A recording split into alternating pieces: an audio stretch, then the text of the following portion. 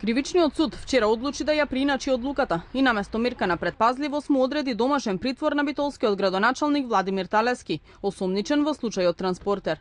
По ваквата одлука од судот, од владеачката ВМРО ДПМН е велат, Талевски, кој честно и совесно си ја вршел својата функција од 2005 година и 3 пати поред ја добива поддршката од битолчани, е жртва на политичкиот прогон на Зоран Заев и Катица Јанева. Оттаму побараа Јанева и судиите кои, како што велат, подлегнале на притисоците од страна на СДСМ да ја објаснат на јавноста како е можно да се бара и да се изрече мерка куќен притвор за градоначалникот Талевски, а да нема таква мерка за градоначалникот на Струмица, кој барал подкуп од 1 евро за него и неговиот брат Вице.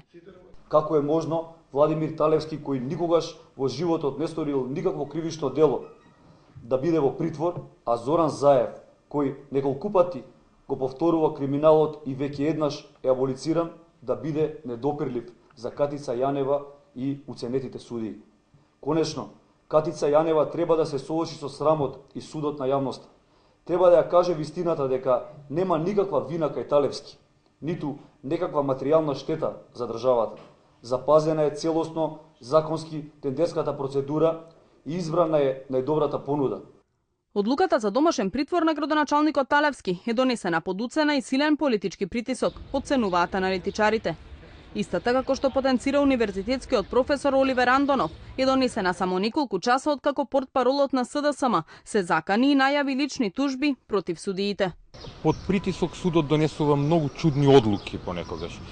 Под таков притисок, нешто слично како и во првата фаза кога се донесуваше одлука за определување на мерка притвор во случајот Тврдина, кога исто така и странскиот фактор влијаеше врз одлуката на судиите, сега имаме една друга состојба во која повторно Социјалдемократскиот сојуз врши таков дури и отворен притисок врз судот во претходна постапка.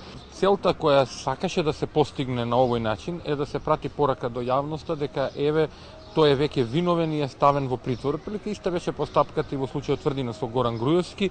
Според Андонов, ваквиот политички притисок врз судиите е резултат на слабиот рейтинг на опозицијата, која во отсуство на поддршка од народот го користи специјалното обвинителство како политички инструмент за уцени и притисоци. Експертите коментираат и дека иронично е тоа што Верушевски, кој е вклучен во мега афера и организирал прислушување, е на слобода, а градоначалникот Талевски без било какви докази е во куќен притвор. Во исто време имаме состојба во која Зоран Заев се смета себе си за неуредно повикан во случајот Пуч.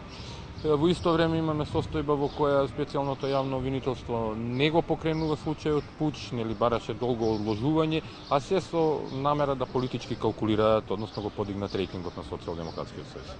Битолскиот градоначалник, кој е прво осомничен во случајот Транспортер, според одлуката на судот не смее да го напушти домот, а неговото присуство ќе го проверува битолската полиција.